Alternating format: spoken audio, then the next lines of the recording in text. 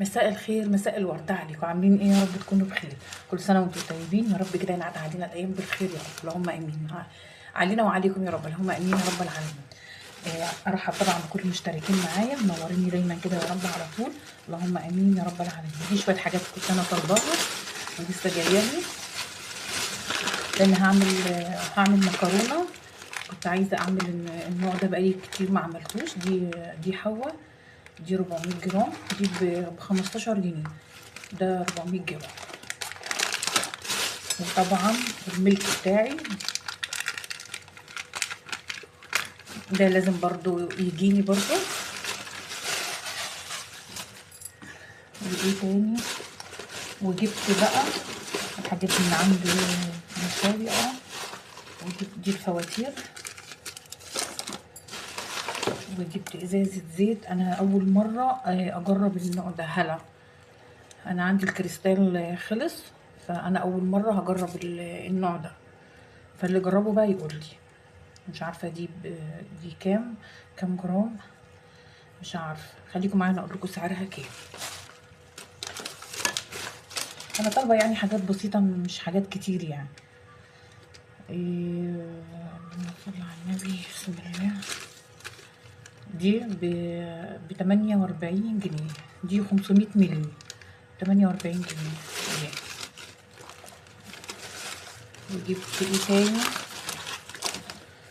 وجبت صلصة.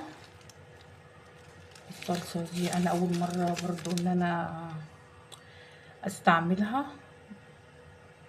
دي اسمها كنزي. دي ب27 جنيه ونص. انا بستعمل بيست على طول، بس بيست ما كانتش موجودة، فدي هنجربها بقى مع بعض. كنزي دي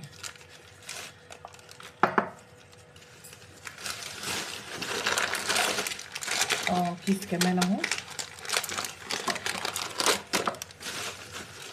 ده كمون. سبق قلت لكم ان كمون بتاع الشام حلو قوي قوي قوي، كنت انا جربته. ده الفلفل بتاعه معايا اهو. ده الفلفل الشام، باب الشام، حلو برضو عجبني. ده بكام؟ ده ب30 جنيه. ده مش عارفه كام جرام، 92 جرام، يعني 100 جرام ب30 جنيه. ده حلو يعني. وجبنا ايه تاني؟ جبت بقى فيجيتار عشان هعمل بانيه.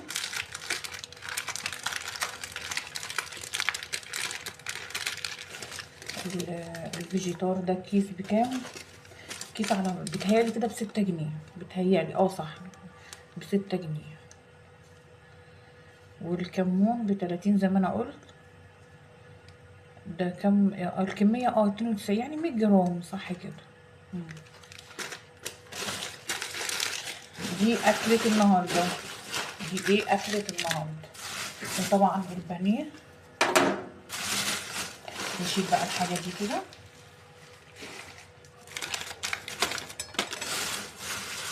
وطبعا البانيه بتاعنا ده برضو، ده نص كيلو.